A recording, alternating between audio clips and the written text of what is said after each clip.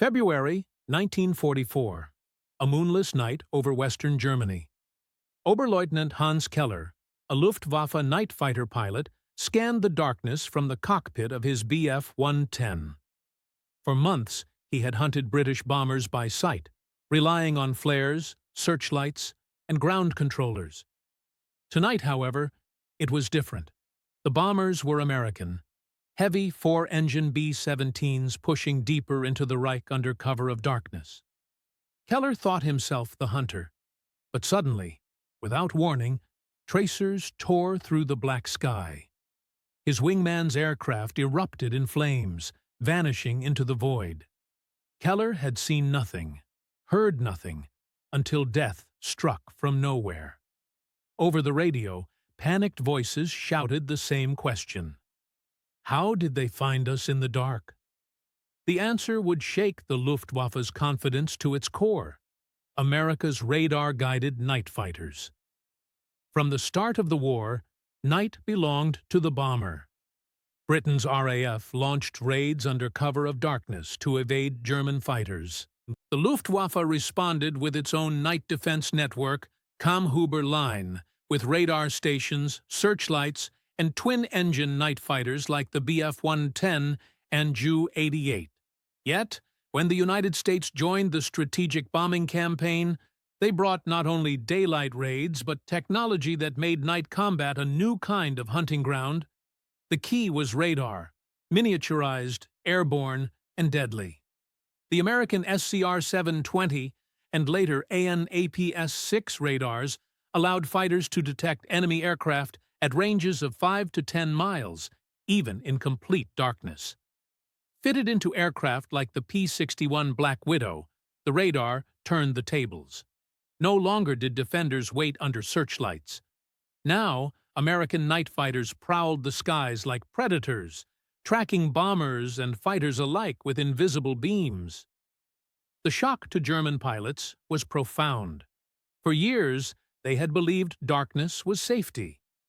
British night raids had proven costly, but German night fighters still depended on eyesight, coordination, and luck. Now reports spread of American aircraft that could see without light. Pilots who survived encounters described an eerie sensation, sudden attack from unseen pursuers, bursts of cannon fire from invisible wings. One diary entry read, "It is as if they are ghosts, hunting us in the night." The P-61 Black Widow embodied this terror. Introduced in mid-1944, it was the first U.S. aircraft designed from the ground up as a night fighter. With a 66-foot wingspan, twin engines and a crew of 3, pilot, gunner, and radar operator, it carried a deadly armament of 4 20mm cannons and 4 50-caliber machine guns. More importantly, its radar could lock onto a target in pitch black, guiding the crew into firing position. German crews mocked its size and ungainly appearance. Yet in combat, it shredded bombers and night intruders. One lesser-known fact: the Black Widow could even track ground targets. In the Pacific, it guided Marines by homing in on enemy barges at night. In Europe, it hunted V-1 flying bombs, shooting them down in the dark. German pilots facing the Widow discovered its radar meant there was no escape. Dive, climb, twist through clouds. It did not matter. The beam followed. But the Widow was not alone. By 1944, U.S. intruder squadrons flew radar-equipped P-38 Lightnings and P-70 Havocs, intercepting German aircraft on approach to their own airfields. Imagine the shock of a Luftwaffe pilot, weary from a bomber intercept, lining up to land in darkness, only to be blasted apart by cannon fire from an unseen pursuer guided by radar. Survivor accounts speak of despair. We are hunted, even as we return home. The night is no longer ours. The mathematics behind this transformation was ruthless. By mid-1944, the U.S. had deployed hundreds of radar-equipped fighters across Britain and France. They flew thousands of sorties, destroying not only bombers, but Luftwaffe night fighters. Germany, crippled by shortages, struggled to field its own advanced radars. The Fuji-220 Liechtenstein radar was bulky, easily jammed, and limited in range. Worse, Allied scientists developed window, aluminum strips dropped from bombers to blind German radar. While German night fighters groped helplessly, American radar pierced the dark without interference. Another little-known detail: American radar operators often identified enemy aircraft before the pilots themselves. Crews learned to distinguish radar signatures, twin-engine fighters versus four-engine bombers, before making visual contact. German crews, unaware they had been detected miles away, flew straight into ambushes. It was not just combat. It was predation. Psychologically, this broke morale.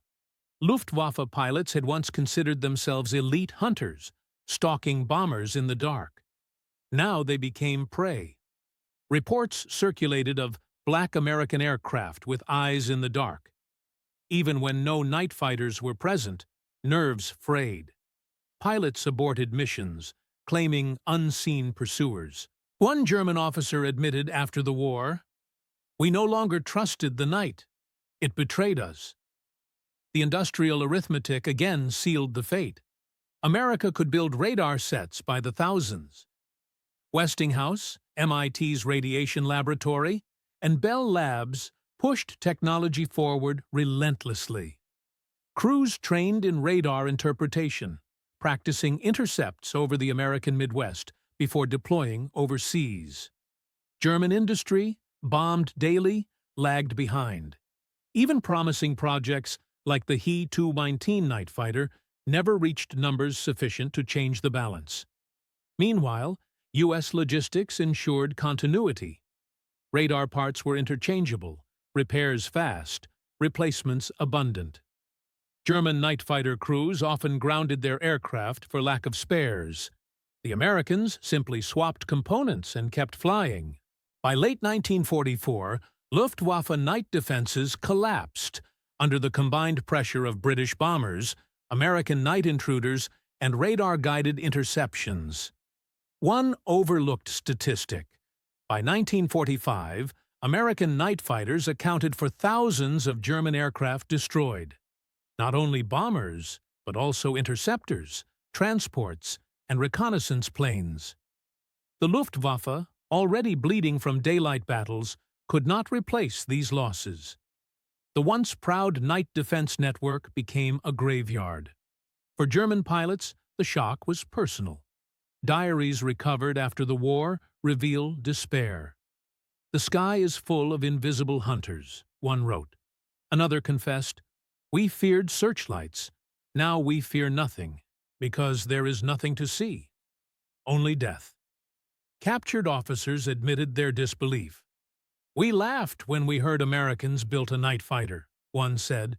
"Then we saw our comrades vanish in the dark." Even commanders recognized the futility.